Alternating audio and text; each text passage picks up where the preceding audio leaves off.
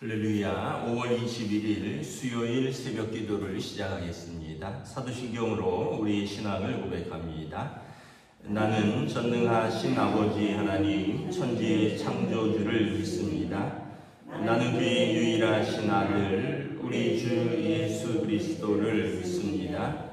그는 성령으로 잉태되어 동정녀 마리아에게서 나시고 본디오 빌라도에게 고난을 받아 십자가에 못 박혀 죽으시고 장사된 지 사흘 만에 죽은 자 가운데서 다시 살아나셨으며 하늘에 오르시어 전능하신 아버지 하나님 우편에 앉아 계시다가 거기로부터 살아있는 자와 죽은 자를 심판하러 오십니다. 나는 성령을 믿으며 거룩한 공교회와 성도의 교제와 죄를 용서받는 것과 몸의 부활과 영생을 믿습니다. 아멘. 찬송가 325장 찬양하시겠습니다. 찬송가 325장입니다.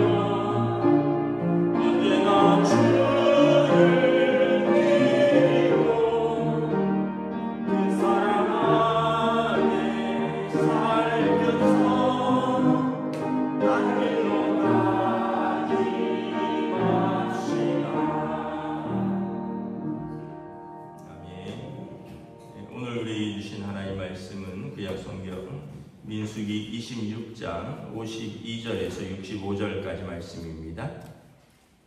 구약성경 민수기 26장 52절에서 65절까지 말씀입니다. 다 찾으신 줄 알고 저와 여러분들이 한 절씩 교도하겠습니다. 민수기 26장 52절에서 마지막 절입니다.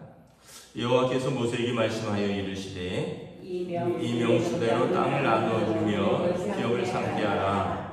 수가 많은 자에게는 기업을 많이 줄 것이요 수가 적은 자에게는 기업을 적게 줄 것이니 그들이 계수된 수대로 각기 기업을 주되 오직 그 땅을 제비 뽑아 나누어 그들의 조상 지파의 이름을 따라 얻게 할지니라.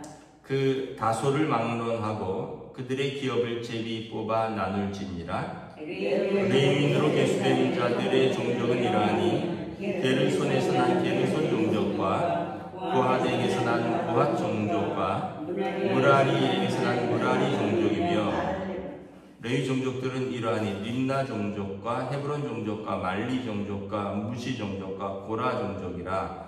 고핫은 아므람을 낳았으며 아므람의 처 이름은 요게벳이니 레위의 딸이라.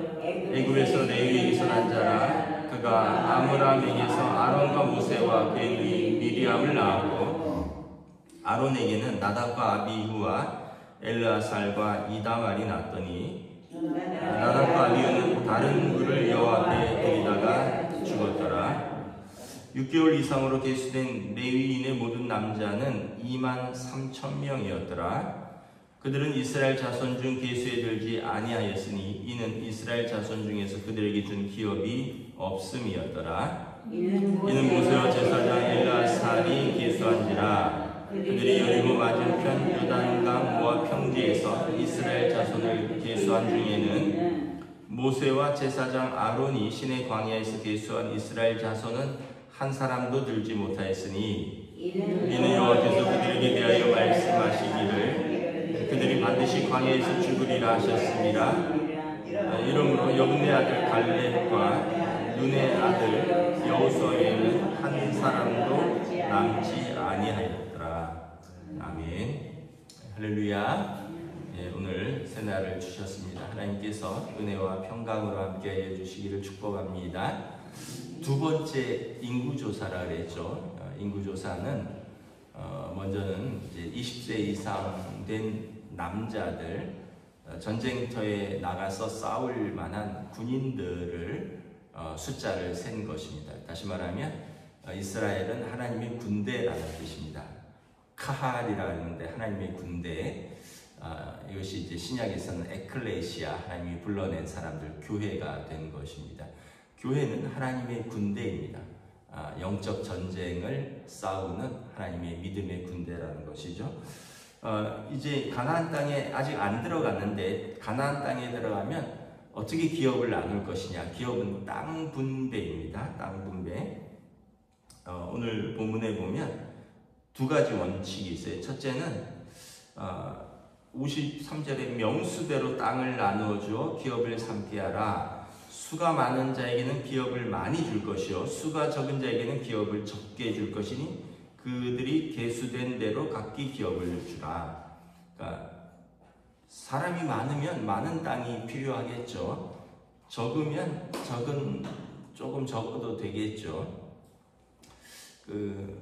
우리가 인구조사 어제 보면 유다 지파가 제일 많습니다. 무려 76,500명입니다. 제일 적은 지파는 시므온 지파입니다. 22,200명이에요. 그러니까 거의 3배 반 차이가 나거든요. 그러니까 같은 땅을 가지고는 안 되겠죠. 그러니까 하나님의 공평함은 우리의 공평함하고 다르다는 거예요. 우리는 공평함이 나름대로 한 몫씩 주는 게 공평함이라고 생각을 하겠죠. 근데 하나님의 공평함은 많은 사람들에게는 많이 줘라, 좀 적은 사람들은 적게 가져라. 이게 하나님의 공평함이에요. 우리가 예를 들어서 부모님이 유산을 분배하는데 아들이 셋 있다고 칩시다. 그러면 우리의 공평함은 3분의 1씩 나눠서 주는 게 공평함이겠죠. 그런데 만약에 예를 들어서 큰아들은 애가 없어요. 그래서 둘이 살아요. 둘째 아들은 애가 하나예요. 셋이 살아요. 셋째 아들은 애가 둘이에요. 넷이 살아요. 그러면 우리의 공평함은 3분의 1씩 나눠주는 것이 맞지만 하나님의 기준으로는 막내가 조금 더 많이, 둘째가 조금 덜 많이, 첫째가 가장 적게. 왜냐하면 인원수대로 나눠준다라는 거죠. 근데 이제 이것이 처음에는 그랬는데 나중에는 여기서 가난한 사람들이 또 땅을 팔게 되고 부자인 사람들이 땅을 더 사게 되고 해서 땅이 엉망이 되어버립니다. 처음에 하나님께서 나눠주신 원칙이 있는데 나중에 각 지파가 살면서 또 이 시장 원리 때문에 사고 팔고, 가난한 자들은 땅을 팔고, 심지어 가난한 자들은 땅을 팔아도 안 돼서 이제 노예로까지. 그래서 나중에 희년 제도라는 것이 나오죠. 희년이 되면 땅을 돌려주고, 또 뭐 희년이 되면 노예된 사람들을 자유케 하는, 하나님께서 만들어준 원칙은 공평한 것인데, 우리가 살면서 우리들의 탐욕과 또 우리들의 어떤 게으름과 여러 가지가 섞여서 이 땅이 엉망이 되어버렸다라는 것입니다. 두 번째 원칙은 뭐냐 하면, 위치는 어떻게 하냐? 제비 뽑으라는 거예요. 55절에 그 땅을 제비 뽑아라. 그래서 56절에 다소를 막론하고 그들의 기업을 제비 뽑아 나눌지니라. 그래서 어떤 사람은 그럴 거 아니에요. 우리는 들판이 많은 데를 가고 싶다 하기도 하고, 어떤 사람은 우리는 바닷가에 살고 싶다 이러기도 할 거 아니에요. 근데 이게 그러면 또 분쟁이 일어나잖아요. 이스라엘의 12지파는 다 형제들인데 우리나라가 예를 들어서 뭐 우리나라를 나눈다고 해봐요. 어떤 사람은 나는 강원도에 살고 싶다 이러고, 어떤 사람은 나는 부산에 살고 싶다 이러고, 어떤 사람은 나는 뭐 세종시에 살고 싶다 이러고, 어떤 사람은 서울에 살고 싶다 하는데 이걸 누가 어떻게 조정을 하겠습니까? 어떤 사람이 나는 그 우리나라의 중심인 세종시에 살고 싶다 하는 사람도 있을 것이고, 어떤 사람은 나는 바닷가가 좋다, 저기 부산 쪽이 좋겠다 이런 사람도 있을 것이고. 그런데 하나님은 그렇게 안 하고 12지파가 다 나와서 제비를 뽑아라 이렇게 이야기를 합니다. 그래서 하나님의 원칙은 두 가지입니다. 첫째는 인원수대로 땅을 크기를 분배할 것이고, 땅의 위치는 제비 뽑아라. 그래서 누구도 불만을 가질 수 없도록, 이것은 하나님의 어떤 원칙이라는 거예요. 그 제비 뽑는 건 사람이 뽑지만 하나님께서 개입하신 것이다. 심지어는 사도행전에 보면, 사도행전 2장에 그 12제자 중에서 가룟 유다가 탈락하잖아요. 그래서 가룟 유다를 대신해서 2명을 뽑습니다. 그 제자 사도의 원칙은 예수님과 생전에 따라다니면서 예수님께 직접 말씀을 배운 사람들 중에서 그분의 죽으심과 부활을 목도한 자입니다. 사도는 왜냐하면 그것을 전해야 되기 때문에 예수님과 따라다니면서 예수님의 가르침을 받고 예수님의 부활과 죽으심과 부활을 전해야 되기 때문에 이것을 사도의 조건이거든요. 그래서 2명을 얻었는데 그 중에 제비 뽑아서 마띠아가 사도로 충원됩니다. 그러니까 이것도 우리가 생각할 때 뭐 그러냐 이럴 수 있지만 하나님이 개입하심으로 받아들이는 겁니다. 그래서 어떤 면에서 보면 그 우리가 투표하고 선거하는 것도 있잖아요. 교회에서도 직분자를 투표하고 장로는 3분의 2 이상, 권사 안수 집사는 과반수가 되면 뽑잖아요. 우리가 생각할 때 이거 저분이 더 뭐 내가 생각할 땐 저분이 더 나은 것 같은데, 그런데 또 그것이 전체의 또 규칙 속에서 하나님의 뜻으로 받아들인다라는 거예요. 그래서 오늘 본문에 보면 이 두 가지 원칙에 따라서 이제 제비를 땅을 나눕니다. 그런데 단 한 사람의 예외가 있어요. 65절에 보면 여분의 아들 갈렙과 눈의 아들 여호수아에는 한 사람도 남지 아니하였다. 광야 1세대가 다 죽고 지금 인구 조사한 사람들은 광야 2세대입니다. 그런데 그때 이 여호수아와 갈렙이 가나안 땅으로 들어갑니다. 이 사람들은 12정탐꾼 중에서 하나님의 뜻에 따라서 보고를 한 사람들이거든요. 나머지 10사람은 하나님이 가라고 했지만 힘들어서 못 간다, 무서워서 못 간다, 거기는 좋은데 우리는 못 간다, 막 이런 사람들 하나님 다 탈락시키고 여호수아와 갈렙만 들어갔잖아요. 이 사람들에게 내게 원하는 땅을 주겠다고 하나님이 약속하셨습니다. 갈렙이 땅을 분배할 때 여호수아 앞에 나아가서 말하죠. 여호수아서에 보면 내게 이 산지를 내게 주소서. 갈렙은 그 자기 권리를 가지고 있어요. 어디냐? 근데 갈렙이 좋은 땅을 달라 했을까요? 아니에요. 갈렙이 뭐라 그랬냐면 아낙 자손이 사는, 정탐할 때 이스라엘이 가장 겁먹었던 장대한, 기골이 장대한 거인들, 아낙 자손이 사는 그 헤브론 땅을 내게 주십시오. 근데 달라고 그냥 주는 게 아니에요. 가서 싸워서 얻는 거예요. 갈렙은 이런 사람이었습니다. 그러니까 가장 힘든 땅, 가장 얻기 어려운 땅을 가장 원로로서 자기가 앞장서서 주장해서 자기가 쟁취하는 것을 볼 수가 있습니다.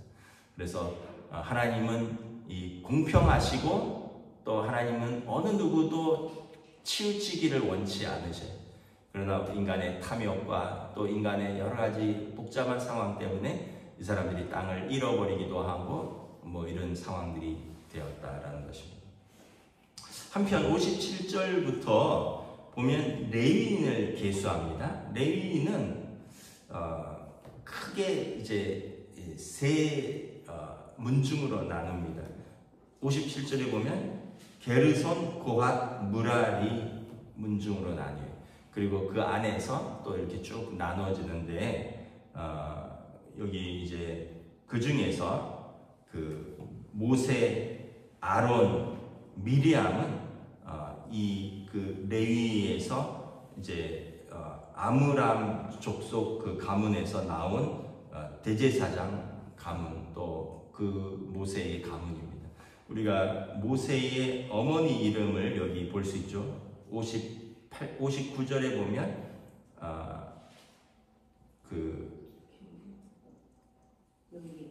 요게벳이라고 나오죠.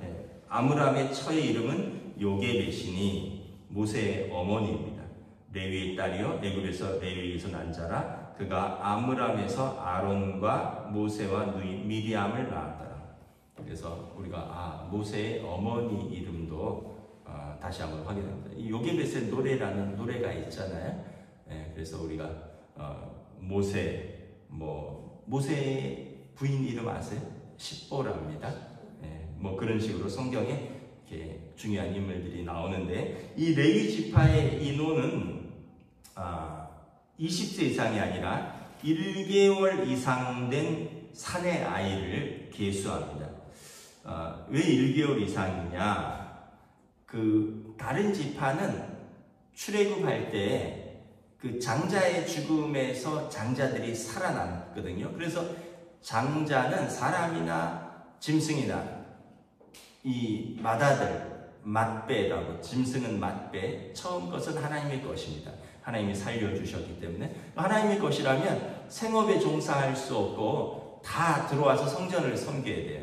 그런데 레위인이 이것을 대신 감당하는 거예요. 그래서 레위인은 20세 이상 싸움에 나갈 만한 자가 아니라 레위인은 1개월 이상 된 사내 아이, 모든 남자들이 이스라엘의 다른 11지파의 장자들을 대신하여서 하나님을 섬깁니다. 그리고 이 장자들은 자기들의 그 성전 의무를 면제받았기 때문에 레위 지파를 향하여 하나님 앞에 드리는 약간 세금 같은 헌물이 있어요. 그걸 드리고 장자가 그 성전을 섬기는 의무에서 해방되고 레위인이 그 역할을 감당하게 되는데, 그래서 레위인의 남자의 총수는 23,000명입니다. 23,000명. 그 학자들은 약 11지파의 그 남자들이 한 60만 몇천 명이잖아요. 여기에서 장자들만을 뽑으면 한 23,000명 될 것이다, 이렇게 추산을 합니다. 그러니까 뭐 정확히 우리가 장자가 몇 명이다는 뽑진 않았지만, 그래서 레위인의 남자의 숫자, 1개월 이상 된 남자의 숫자 23,000명이 이스라엘의 12지파의 장자의 숫자랑 거의 비슷하다. 그래서 결국은 모든 지파에 대신해서 하나님을 섬기는 레위 지파로 구별된 것을 보여줍니다. 우리가 이렇게 말씀을 정리하면 하나님은 공평하신 하나님이시다라는 걸 생각합니다. 나중에 메시아가 오시면 이 좀 불공평한 세상을 바로 잡는 것, 이것이 정의와 공의의 하나님. 이 신학적으로 유명한 말이 있습니다. 하나님의 오른손과 하나님의 왼손이 있어요. 하나님의 오른손은 사랑이시고요, 왼손은 정의입니다. 그래서 하나님의 오른손으로 죄인인 우리들을 용서하시지만 하나님의 왼손은 모든 불의를 척결할 것입니다. 메시아가 다시 오시면, 우리 주님이 재림하시는 그때는 예수 믿는 모든 자들이 사랑으로 하나님의 나라에 들어갈 것이지만 하나님의 공의와 정의의 손으로 모든 불의들이 이 땅에서 심판받을 것입니다. 이게 하나님의 오른손과 왼손입니다. 그래서 모든 신음하는 자들, 고통받는 자들, 잠시 악이 형통한 것 같지만 우리는 이것에 좌절하지 않는다. 왜냐하면 하나님의 오른손과 왼손이 반드시 역사하실 것을 믿기 때문입니다. 잠깐 이 땅에서 형통한 것 같으나 하나님 앞에 서면 반드시 하나님의 오른손과 왼손에 우리는 그 앞에 서게 될 것입니다. 그렇기 때문에 우리는 이 땅에 살 때도 믿음으로 살아야 되고요, 그리고 공의롭게 살아야 되고요, 그리고 사랑으로 살아야 되는 것입니다.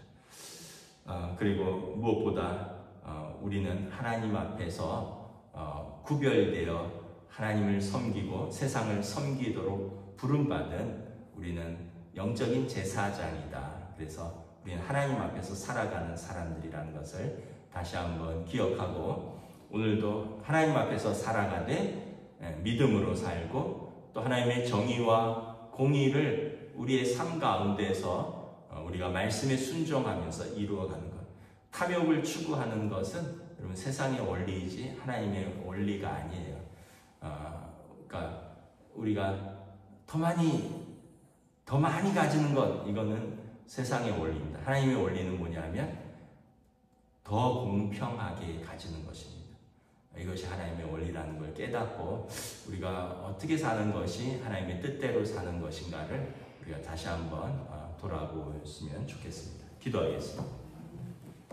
하나님의 은혜를 감사합니다. 오늘 이스라엘이 가나안 땅에 들어가서 땅을 분배하는 두 가지 원칙에 대해서 그들의 인원수대로 땅의 크기를 나누라라고 말씀합니다. 땅의 위치는 누구도 불평하지 않도록 12지파의 대표들이 모여서 제비를 뽑으라 말씀하십니다.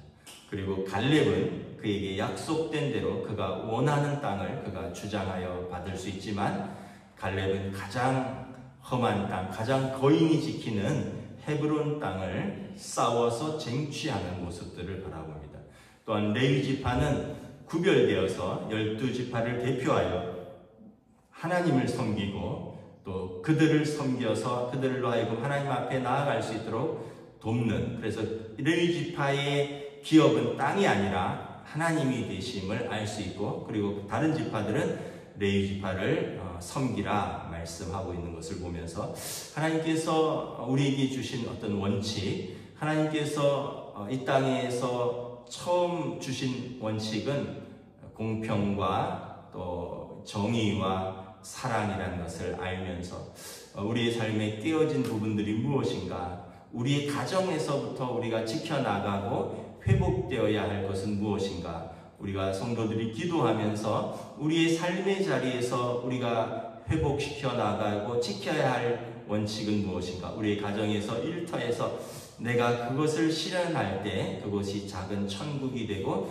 하나님의 뜻이 이루어진다는 것을 깨달으며 오늘도 이 믿음으로 살면서 또 우리에게 주신 사람들을 사랑하며 살며 하나님의 뜻에 순종하며 사는 복된 하루로 인도하여 주시옵소서. 감사를 드리오며 우리 주 예수 그리스도 이름으로 기도드리옵나이다. 아멘. 하늘에 계신 우리 아버지, 아버지의 이름을 거룩하게 하시며 아버지의 나라가 오게 하시며 아버지의 뜻이 하늘에서와 같이 땅에서도 이루어지게 하소서. 오늘 우리에게 일용할 양식을 주시고 우리가 우리에게 잘못한 사람을 용서하여 준 것 같이 우리 죄를 용서하여 주시고 우리를 시험에 빠지지 않게 하시고 악에서 구하소서. 나라와 권능과 영광이 영원히 아버지의 것입니다. 아멘.